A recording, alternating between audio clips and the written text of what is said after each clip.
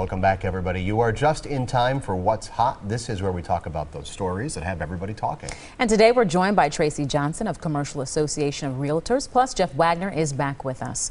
For the first time in decades, a small number of undocumented immigrants will have an opportunity to join the military. New rules expand an existing program, allowing recruits to target immigrants with high-demand skills, foreign language expertise, or specialized healthcare training. Your thoughts on this one? See, I think this is another one where I think people need some perspective. I understand there's a lot of people who are very upset about this, saying, okay, this is just the first step to amnesty. I don't see that as this. We are engaged in an international war on terrorism, and the truth is we need access to some people that have some special skills, particularly people that can speak some certain foreign languages that we have a shortage of. So if this is an opportunity to get some people who are loyal to the United States, who can help the United States military ferret out terrorists because of their special skills, I say bring them on. Well, but to what extent are they going to be seeking these skills in terms of the language? I would see in a lot of cases seeking those special skills being almost more difficult than trying to train our existing soldiers. Well, but I mean, okay, let's say you have somebody who is in this country who comes from a family that speaks a particular language that not too many people in this country do, and you need those people to be translators. You need them to perhaps even do some on-the-ground stuff, you know, if we're going to be involved in those overseas areas. I guess it just doesn't make any sense to me that we would turn down that specialty when we need it. Or if you've got somebody who might be a surgeon who wants to join up to go help stitch troops back together in the combat zone. I mean, you going to say no to that person? Yeah, well, of course, that's less necessarily of a special skill. I don't know if we have a shortage of that, but we definitely have a shortage of, again, people, I think, with some language skills in particular, I think where there's a big need. Well, I think it's interesting, to the backlash that they're looking at, especially as we talk about shrinking our military force, and now to say, how are we going to be adding to that force? I think, you know, for the administration making these decisions, this is an interesting quandary, and I think that's probably where you're seeing some of the opposition too.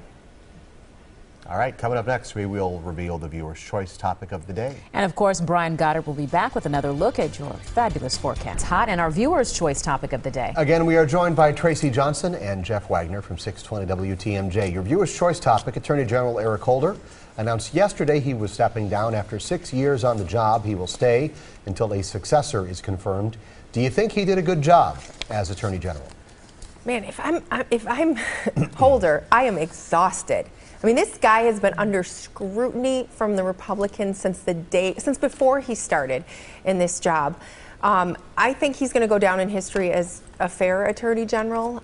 He's done a ton to carry out the Obama administration's vision, but at the end of the day, I think he's fair.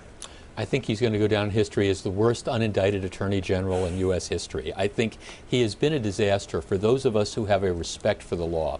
I think one of the things that you've seen in the Department of Justice has been this idea to try to push an ideological agenda regardless of what the law is. The law says something, but we don't like it, so we're not going to prosecute this type of case. The law says something, but we don't like the result of that, so we're not going to do this. And I think he's done severe damage to the legal system in this country over the last few years. And I understand that that's not politically correct to say, and there's some people who say, well, this is just great because he's advancing the agenda. Well, we live in this country where you've got laws, and the laws are to be followed, and if you don't like the laws, you change them.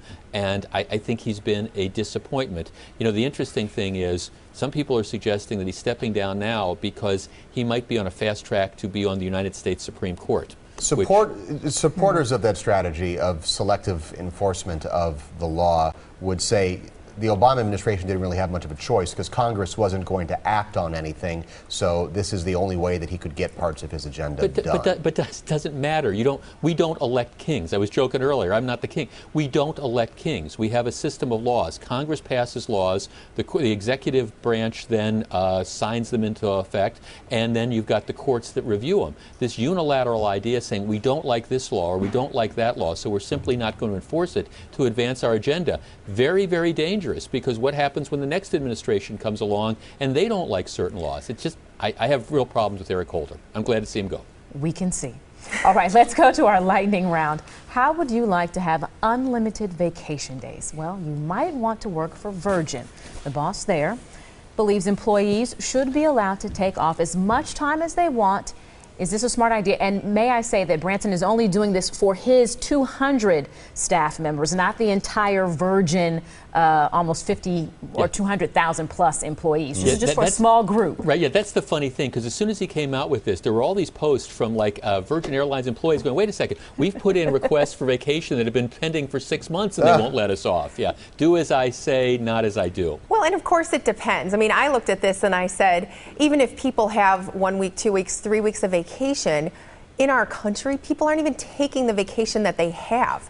So I don't know. It might be an interesting case study for others to look at. Well, and but how do you I mean, seriously, let's be real. How do you manage a workplace if you just let people take off for vacation whenever they want to take off vacation? But how do you manage when people decide to call out sick every other week because they feel they need to have a mental health day or they just don't want to come to work? I mean, people do it all the time where there are structures and boundaries on how many vacation days, how many sick days you call out, and there are people who go overboard with that.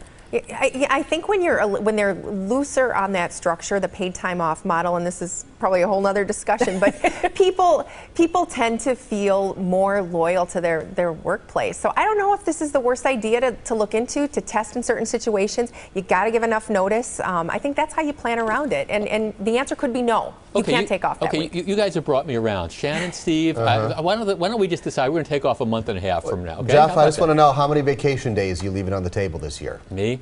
Oh, put me on the spot. Probably 2 weeks. Yeah. Probably 2 weeks. I take every day I get. The What's Hot discussion continues online. Find it at tmj4.com/hot. This is Late Night.